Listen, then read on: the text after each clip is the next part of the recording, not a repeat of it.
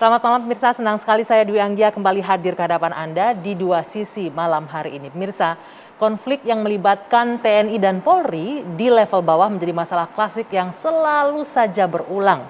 Acap kali arogansi jiwa korsa dan masalah kesenjangan kesejahteraan disebut-sebut sebagai pemicu terjadinya konflik.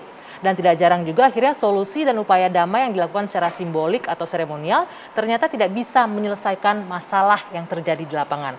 Lalu sesungguhnya apa yang menjadi akar permasalahan dan bagaimana pula penyelesaiannya, kami akan diskusikan malam hari ini di Dua Sisi. Ya, seperti Anda simak tadi yang terbaru terjadi di Papua, ini terjadi konflik atau perseteruan antar satgas terjadi malahan ya. Nah, untuk itu kami akan menghadirkan sejumlah narasumber yang sudah bergabung bersama saya malam hari ini. Saya akan memperkenalkan satu persatu. Di sebelah kanan saya ada Majen TNI Purnawirawan TB Hasanuddin yang merupakan anggota DPR RI Komisi 1. Selamat malam, Kang TB. Malam. Boleh digunakan mic-nya ya, Kang. Selamat malam. Ya, dan di sebelah kiri saya ada Bung Johnson Panjaitan, penasihat Indonesia Police Watch. Selamat malam, Bung Johnson. Malam, Bang Gia. Ya. Di ujung sana ada Bung Reza Indragiri, psikolog forensik. Selamat malam, Bung Reza. Selamat malam, Assalamualaikum. Dan tergabung juga secara virtual bersama kita malam hari ini Komjen Pol Purnawirawan Nanan Soekarna, Wakapolri 2011-2013. Selamat malam Pak Nanan. Malam dari Bajawa. Wah, lagi di Bajawa nih, lagi jauh ya, makanya tidak bisa langsung bergabung malam hari ini. Baik, kita akan langsung mulai diskusi malam hari ini. Apa sih sebenarnya yang menjadi akar permasalahan konflik yang tidak berkesudahan antara TNI dan Polri? Dan sayangnya ini terjadi justru di lapangan, di level bawah gitu ya. Saya mau ke Kang TB terlebih dahulu. Pak TB ini sebagai orang yang pernah di dalam TNI ini ya, Anda melihatnya apa sih yang menjadi pemicu yang kalau bisa dibilang pasca reformasi sampai sekarang itu nggak pernah usai gesekan di bawah? Diskusi ini barangkali harus memerlukan atau membutuhkan waktu yang panjang. Saya harus secara bertahap dulu ya. Kalau soal perkelahian antar angkatan dengan antar angkatan dan polisi sejak dulu itu sudah ada ya.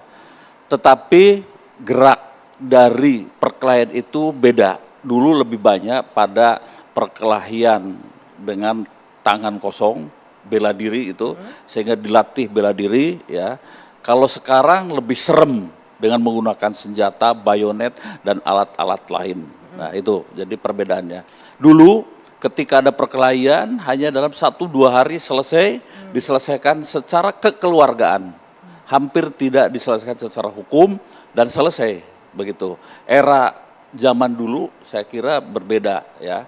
Kemudian juga publik tidak langsung tahu. Wah, sekarang karena apa? Media sosial viral, ya? tidak sepiral seperti sekarang. Kalau sekarang saya kira ya konflik itu lebih banyak. Tetapi saya mencoba yang pernah ada di dalam ya jajaran TNI, saya pernah jadi komandan peleton, komandan kompi, komandan batalion dan sebagainya. Kira-kira saya mencoba mencatat di akhir-akhir ini ya, ketika terjadi perkelahian event dengan siapa saja, pelakunya itu rata-rata mereka prajurit-prajurit yang muda, masih muda. 1 tahun, 2 tahun, 3 tahun. Jadi jarang kopral, tapi prajurit 1, prajurit 2 lah begitu ya mereka. Dan dari masyarakat yang kemudian dilatih menjadi prajurit tempur ya, kemudian dengan karakter yang khusus, berhadapan juga. Nih? Karakter khususnya karakter khusus itu begini ya, mereka baru dilatih pertempuran dahsyat ya, ada semacam pride yang terlalu tinggi. Nah kemudian juga lebih banyak kepada sisi ya dekat dengan arogan.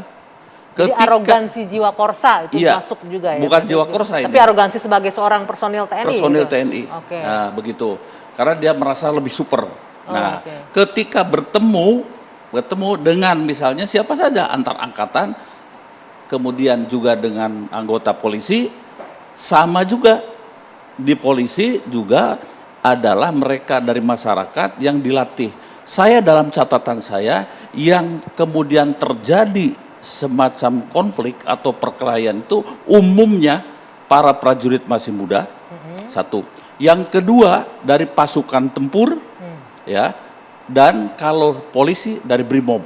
Saya tidak melihat ya ada perkelahian antara Koramil dengan Polsek.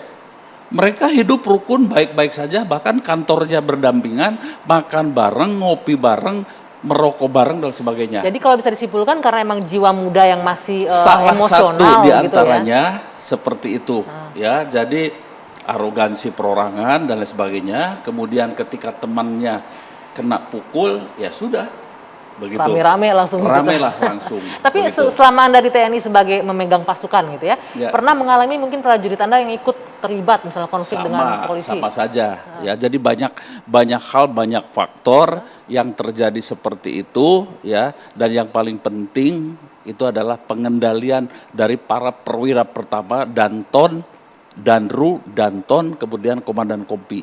Kalau komandan batalion sudah agak berjarak seperti itu. Jadi itu yang pertama ya. Yang kedua, saya coba pelajari rekrutmen. Nah, ya. Rekrutmen tentara zaman dulu yang saya tahu ya, waktu saya jadi komandan peleton, mereka sudah berpangkat kopral-kopral. Mereka itu direkrut dari daerah-daerah yang memang ada masalah keamanan. Misalnya saat itu dari namanya masuk menjadi tentara di wilayah Jawa Barat, pada umumnya pemuda-pemuda mantan OKD, organisasi keamanan desa, yang mereka disiapkan untuk melawan pemberontakan DITI. Kalau di Sulawesi itu mereka adalah yang melawan atau Kahar Mujakar dan sebagainya.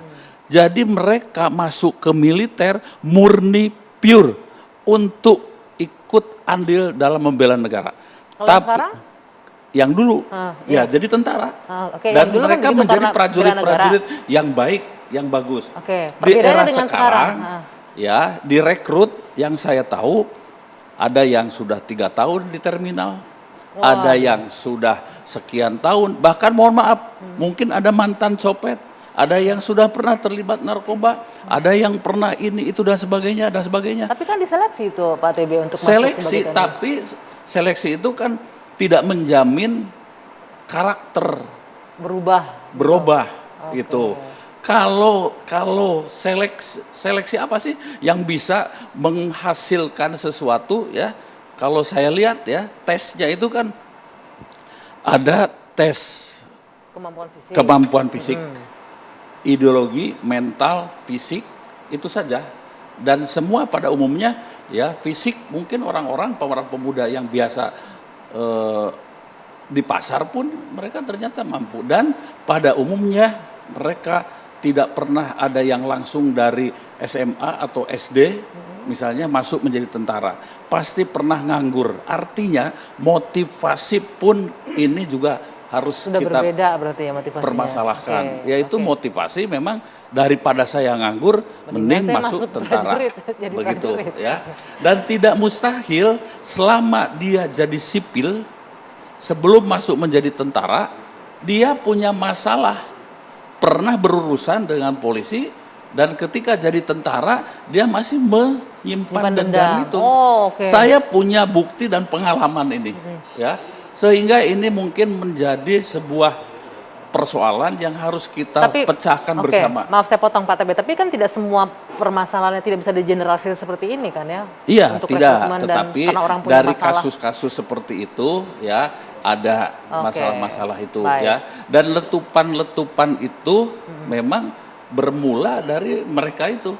Ya. Baik. Ini dari sisi internal TNI ya. Oke, nanti saya juga ingin mendengarkan nih dari Polri. Ada Pak Nana, nanti kita akan dengarkan jawabannya. Tapi saya harus jeda dulu sejenak. Dua Sisi kembali sesaat lagi.